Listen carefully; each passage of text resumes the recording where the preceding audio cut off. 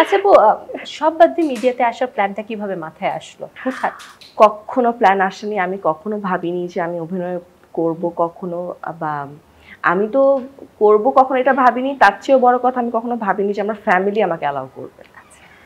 Because আমার family তো কঠিন কনজারভেটিভ।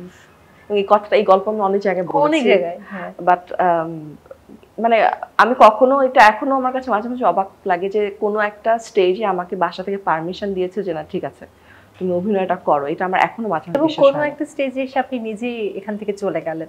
না, আমি আসলে চলে যাইনি তমা। আমার কাছে মনে হয়েছে যে যখন তো বয়সের সাথে সাথে তোমার কাজের এক্সপেরিয়েন্সের সাথে সাথে তোমার কাছে কিছু রেসপন্সিবিলিটি আসে যে তুমি চাইলে কিছু কাজ করতে পারবে না।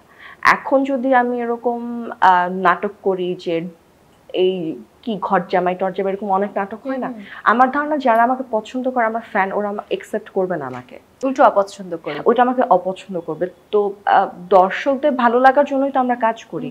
তো আমার যে কাজটা দর্শকের ভালো লাগবে না বা আমি নিজে এনজয় করছি না, আমি তাহলে সেটা কেন করবো? একদম ঠিক।